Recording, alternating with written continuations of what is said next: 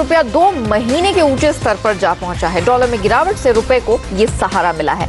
हालांकि रुपए में मजबूती और ग्लोबल मार्केट में गिरावट के बावजूद घरेलू बाजार में कच्चे तेल ने जबरदस्त तेजी पकड़ी है। वहीं डॉलर में आई गिरावट से सोने में फिर से चमक लौटी है। दाम इसका 29,000 रुपए के पार चला गया है। बजट में इंपोर्ट ड्यूटी में कटौती न होने से घरेलू कीमतों को एक तरह से आप कह सकते हैं दोहरा सपोर्ट मिला है। एग्री कमोडिटी में आज मसालों में एक्शन ज्यादा है और इलायची को छोड़कर कमोबेश सभी मसालों में हम एक गिरावट का रुख देख रहे हैं। आज हमारे साथ एंजल कमोडिटीज के अनुज गुप्ता और मोतीलाल ओसवाल कमोडिटीज के नवनीत दमानी जुड़ चुके हैं। अनुज, नवनीत, आप दोनों का स्वागत है। अनुज, पहले आप बताइए, एग्री कमोडिटी मार्केट में कहाँ है आपकी नजर, कहाँ है 2 हॉट पिक्स कमाने का मौका? देखिए, हमें लगता है कि कॉटन पैक में हमने तेजी देखी है, तो हमने कॉटन को चूज़ किया है। फरवरी कॉन्ट्रैक्ट MCX कॉटन हमें लगता है कि इसमें बाय इनिशिएट कर सकते हैं। स्टॉप लॉस करीबन 20,300 का रहेगा। टारगेट करीबन 21,400 तक देखने को मिल सकता है। पोजिशनल तौर पर इसको देख सकते हैं। साथ में ग्वार में हमने कल काफ़ी अच्छा एक बाउंस बैक देखा था, तो short term point of view से मुझे लगता है कि ग्वार के अंदर बाय इनिशिएट कर सकते हैं। टारगेट करीबन 3450 का हो सकता है। स्टॉप लॉस 3200 पर लगा सकते हैं। ऑलराइट, नवनीत, आपसे जानना चाहेंगे, नॉन एग्री कमोडिटी मार्केट में कमाई के मौके आपको कहाँ दिख रहे हैं? जी, मुझे लगता है कि कॉपर में एक बहुत अच्छा सेल स्ट्रेटेजी रेडी हो रहा है। कॉपर 3-4 दिनों से 406, 408 के आसपास रेजिस्टेंस ले रहा है, तो 403 के आसपास सेल का रिकमेंडेशन रहेगा। 408 का स्टॉप लॉस मेंटेन करिए और 399 के नीचे टारगेट हो सकता है। सेकंड स्ट्रेटेजी रहेगी क्रूड ऑयल। क्रूड ऑयल में हर डिप पे बाय करके चला जा सकता है। हमने देखा 1 महीने से क्रूड ऑयल प्राइसेस कंसोलिडेट हो रहे हैं और आज एक रेंज के बाहर निकल रहे हैं। 3625 के आसपास बाय किया जा सकता है। 3600 के नीचे स्टॉप लॉस मेंटेन करिए और टारगेट 3695 का हो सकता है। ऑलराइट, चलिए, तो ये रही हमारे दोनों एक्सपर्ट्स की आज हॉट पिक्स। लेकिन आइए अब रुक करते हैं मंडी की खबरों का।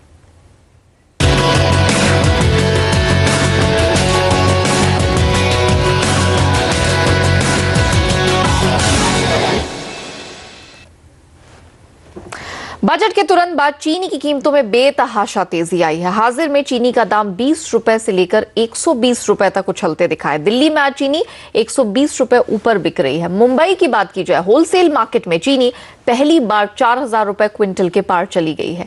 दरअसल चीनी मिलों ने भी चीनी का दाम तकरीबन 50 रुपए तक बढ़ा दिया है।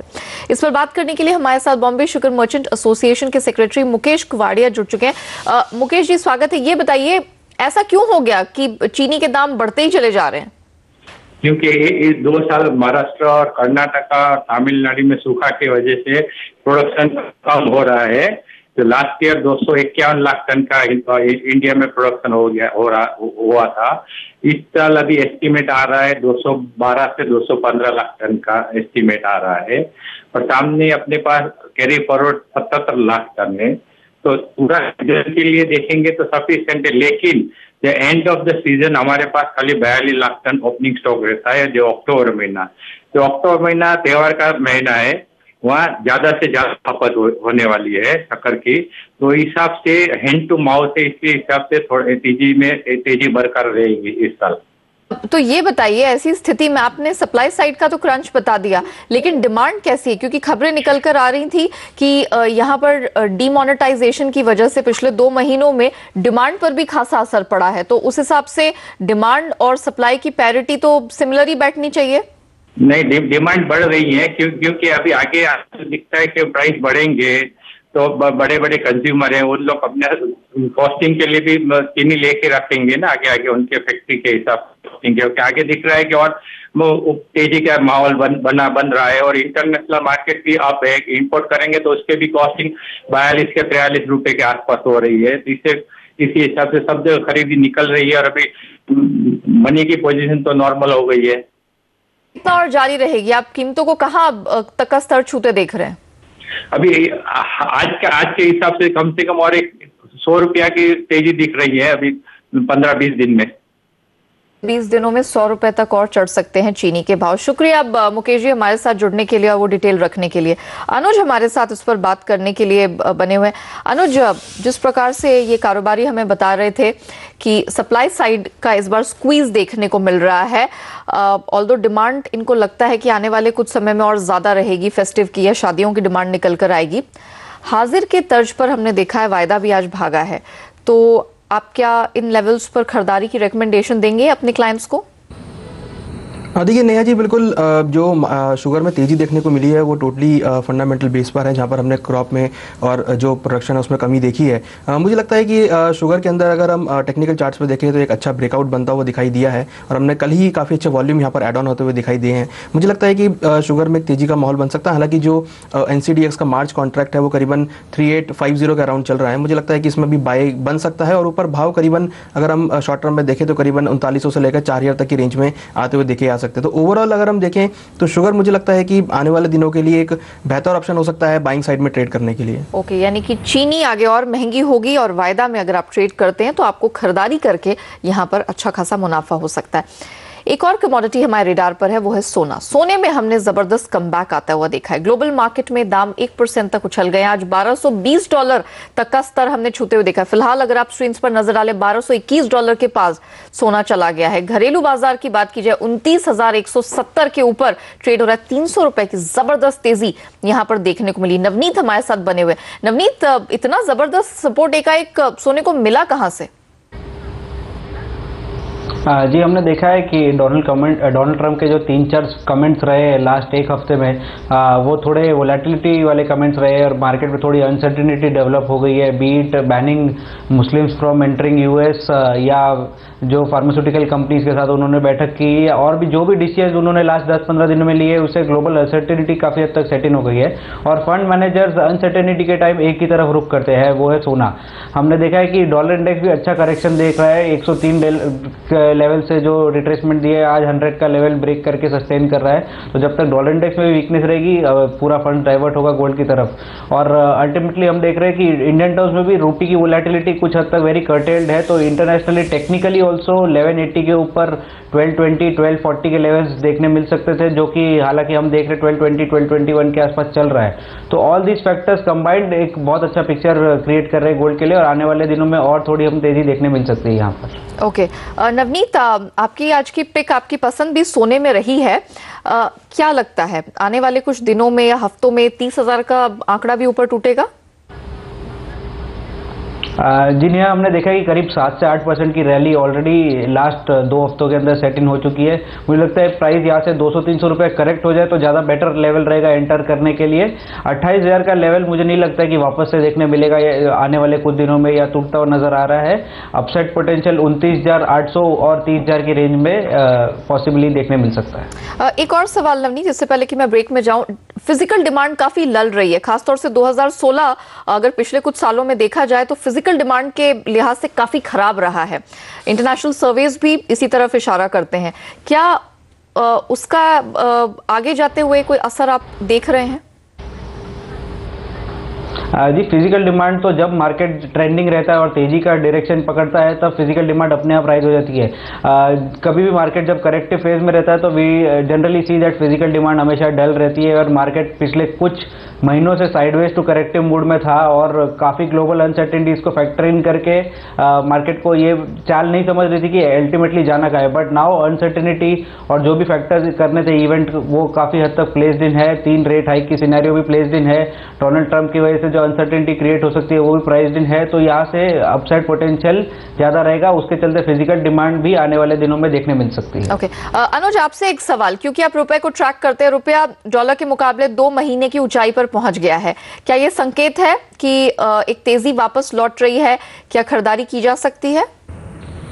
देखिए इंटरेस्टिंग हम देखें तो 100 के नीचे भी डॉलर इंडेक्स आया है, और साथ में अगर हम देखें तो जो रुपी है वो भी यहाँ पर अप्रिशिएट होता हुआ दिखाई दिया है। तो मुझे लगता है कि ओवरऑल अभी कुछ और दिन अगर हम देखें तो जिस तरह का यहाँ पर एक ब्रेकडाउन देखने को मिला है बजट के बाद, हमने 2 दिन काफ़ी गिरावट देखी है। तो मुझे लगता है कि अभी और जो तेजी है यहाँ पर आ सकती है, मीन्स अप्रिशिएट हो सकता है। नीचे मुझे लगता है कि 67.20 तक लेवल फरवरी वायदा में देखने को मिल सकते हैं। तो ओवरऑल मुझे लगता है कि अभी फिलहाल जो स्ट्रेटेजी रहनी चाहिए वो बिकवाली की रहनी चाहिए, मीन्स टुवर्ड्स एप्रिसिएशन। तो मुझे लगता है कि नीचे 67.20 तक लेवल देखने को मिल सकते हैं। यानी कि रुपए के लिए संभावनाएं अच्छी बन रही हैं। पोस्ट बजट यहां पर हाथों हाथ लिया है रुपए ने तो इकोनॉमी के संकेतों को, तो इस वजह से रुपये में अप्रिसिएशन देखने को मिलेगा। तो वहां पर आप रुपए के फेवर में दाव लगा के चल सकते हैं। फिलहाल वक्त हो चला एक छोटे से ब्रेक का। जब हम ब्रेक के बाद लौटेंगे, हमारे दोनों एक्सपर्ट्स देंगे कमोडिटी से जुड़े आपके सारे सवालों के जवाब।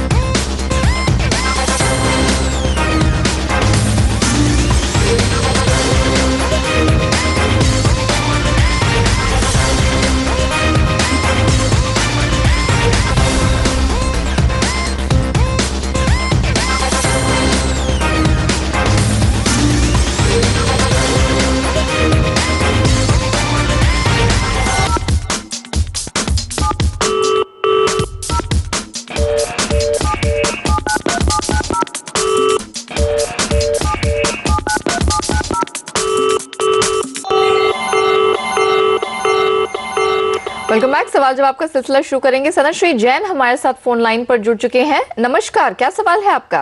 नमस्कार मैम, मैंने 2 जिंक सेल किया हुआ है मेरा। किस भाव से? 182 से। 182 पे जिंक सेल किया आपने, ओके। हाँ। और 3 नोट कॉपर सेल है। किस भाव से?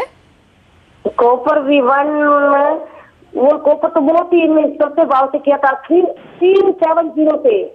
370 पे आपने सेल किया है? हाँ, तो बहुत नीचे सेल किया हुआ है आपने। वो नीचे के भाव से सेल हुई है। ओके।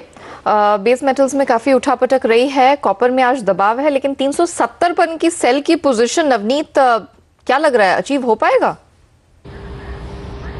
जी, मुझे लगता है इनकी होल्डिंग कैपेसिटी काफ़ी स्ट्रांग है, काफ़ी out of the money position hold कर रही हैं ये अभी भी।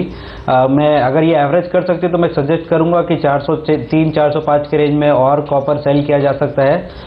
स्टॉप लॉस मेंटेन करिए 412 का, और पॉसिबली 385 378 तक इनको देखने मिल सकता है कॉपर आने वाले समय में। जहाँ तक जिंक की बात है, zinc has been the strongest metal among the metal pack last year. Zinc ने 60% year to date gains add किए है और इस साल भी अच्छा ट्रेंड दिखा रहा है। तो जिंक पे मैं रेकमेंड करूंगा कि कोई भी डिप पे इनको निकल जाना चाहिए। ट्रेंड बुलिश है, 195 198 का भी भाव हम देख सकते हैं। ओके। कच्छ का रुख करते राजेश शाह हमारे साथ फोन लाइन पर जुड़ चुके हैं। शाह साहब नमस्कार, पूछिए अपना सवाल। नमस्कार मैडम, मैं खेडूत हूँ, मेरे पास कस्टर सीड है। तो मैं जानना चाहता हूँ कि उसका भविष्य क्या है, 3 महीने तक मैं रख सकता हूँ? बिल्कुल 4400 का भाव आएगा। हाँ। अनुज, ओवर टू यू, क्या कहेंगे? देखिए कैस्टर में अगर हम देखें तो ओवरऑल जो फंडामेंटल है काफ़ी पॉजिटिव है। क्रॉप भी इस बार कम है, हालांकि एक्सचेंज में लिस्ट होने के बाद हमने काफ़ी इसमें वॉलिटिलिटी देखी है। मुझे लगता है कि जो ट्रेंड है इसमें अभी पॉजिटिव साइड में, हालांकि अभी थोड़ा सा दबाव में है, बट मुझे लगता है कि अगर इनका जैसे नज़रिया थोड़ा लंबे समय का है तो होल्ड कर सकते हैं। मुझे लगता है कि ऊपर में 4000 से 4400 तक के रेंज देखने को मिल सकती है। तो ओवरऑल अगर हम देखें तो जो उसका आउटलुक है वो पॉजिटिव रहेगा। अच्छा, तो ये रुक सकते हैं यहाँ पर 2-1 महीने के लिए, तो 4400 तक के लेवल्स आपको मिले तो आपको अच्छा वहाँ पर बार्गेन का मौका मिलेगा। व्हाट्सएप के जरिए औरंगाबाद से आशीष ने अपना सवाल हमें भेजा है। वंस अगेन नवनीत, इनके सवाल मेटल्स में है। लेड 2 लॉट इन्होंने सेल किया है 159 रुपए 60 पैसे के भाव से, और एल्यूमिनियम 1 लॉट इन्होंने सेल किया 124 रुपए के भाव से। तो अब एक एक करके बताइए इन दोनों मेटल्स में क्या कर सकते हैं? जी, लेड में मुझे लगता है कि इनका स्ट्रैटेजी सही है, थोड़ी वीकनेस देखने मिल सकती है। 161 162 के आसपास स्टॉप लॉस मेंटेन करिए, 155 के लेवल्स हम देखने मिल सकता है आने वाले दिनों में। एल्यूमिनियम एक अच्छा ट्रेंड में, पॉजिटिव ट्रेंड में मूव कर रहा है। मुझे लगता है कि इनके भाव के आसपास ही है, इनको शॉर्ट से एग्जिट कर लेना चाहिए। 122-23 की रेंज में अच्छे सपोर्ट्स है, और यहाँ से अगर एल्यूमिनियम ने फिर से तेजी पकड़ी तो 126 128 के भाव हम आने वाले दिनों में देख सकते हैं। ऑलराइट, चलिए मध्य प्रदेश का रुख करते राजकुमार जी फोन लाइन पर जुड़ चुके हैं। सर नमस्कार, पूछिए अपना सवाल। नमस्कार साहब, ये ऐसा है साहब, हमारे पास सोयाबीन है साहब 500 बोरी। हाँ, तो हम किसान हैं, तो अभी क्या बेचे के होल्ड करें? ओके। अनुज क्या कहेंगे, सोयाबीन का ट्रेंड कैसा लग रहा है? किसान भाई हमारे साथ हैं, 500 बोरी है इनके पास।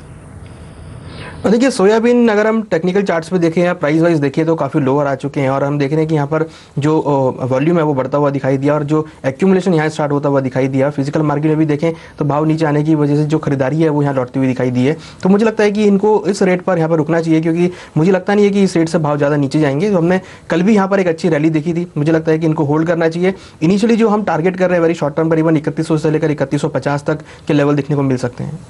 ओके, वक्त हो चला एक छोटे से ब्रेक का, लेकिन सवाल जवाब का सिलसिला जारी रहेगा ब्रेक के उस पार भी। आप बने रहिए CNBC आवाज के साथ।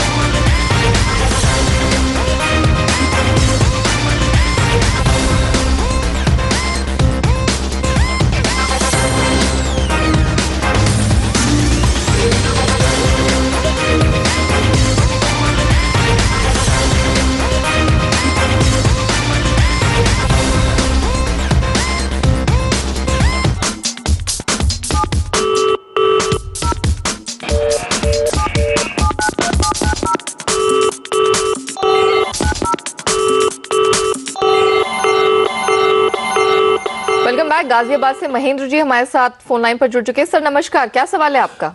ओके, चलिए इन्होंने हमें व्हाट्सएप के जरिए अपना सवाल भेजा, इनसे बात नहीं हो पा रही है। कच्चे तेल में नवनीत इनका सवाल है, 3500 के भाव से इन्होंने क्रूड ऑयल उठाया हुआ है, जबरदस्त तेजी है, क्या कर सकते हैं? रुकें, कितना रुकें? जी मुझे लगता है काफ़ी अच्छे लेवल्स पे इनको क्रूड ऑयल मिला है। 3625 3650 के रेंज में अब चल रहा है। हर डिप पे ऐड कर सकते हैं। 3700 3750 इनको आने वाले समय में देखने मिल सकता है। इनको अपना स्टॉप लॉस ट्रेल करके 3550 3575 के बीच में लगा देना चाहिए। ओके, अनुज, व्हाट्सएप के जरिए एक किसान है दिलीप जी, उन्होंने अपना सवाल हमें भेजा है। उनके पास 100 बोरी है आसपास सरसों के। अब जानना चाह रहे थे कि यहाँ से ट्रेंड कैसा है, कब वो अपना माल निकाले जब फायदा हो उन्हें। देखिए, सरसों में ध्यान ये रखना है कि जो अभी क्रॉप आने वाली है और जो क्रॉप की क्वालिटी है और जो प्रोडक्शन है वो काफ़ी ज़्यादा है, तो मुझे लगता नहीं है कि भाव ऊपर ज़्यादा टिकेंगे।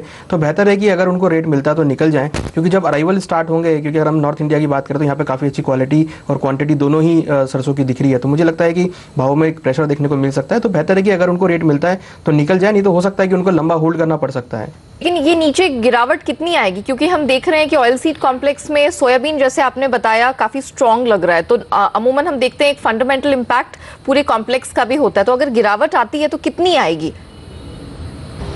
देखिए, इस बार अगर हम पूरे ऑयल कॉम्प्लेक्स को देखें तो कुछ डाइवर्सिफिकेशन देखने को मिला है। हमने रिफाइंड सोया को तेजी की तरफ देखा है और सोयाबीन में गिरावट देखी। हालांकि सोयाबीन में रिकवरी का मोड पिछले 2 दिनों में देखने को मिला है। बट अगर हम सरसों की बात करें तो यहाँ पर अगर हम ओवरऑल देखें तो भाव नीचे आते हुए दिखाई दिए हैं। हालांकि कल इसमें थोड़ी रिकवरी थी, बट मुझे लगता है कि जब अराइवल स्टार्ट होंगे तो भाव नीचे आते हुए दिखाई देंगे। और अगर हम वायदा की बात करें तो यहाँ पर भाव करीबन 3850 के आसपास चल रहे हैं। मुझे लगता है कि नीचे अगेन 3750 से लेकर 3700 रुपये तक के लेवल देखने को मिल सकते हैं। ओके, यानी कि प्रेशर यहाँ बना रहेगा। अगर आप में रुकने की कैपेसिटी है तब आप थोड़ा सा और आपको टाइम फ्रेम लेके चलना होगा, वरना वायदा में यहां से 100-150 रुपए की गिरावट आने वाले समय में और दिख सकती है। चलिए, वक्त यहीं समाप्त होता है कमोडिटी कॉल में।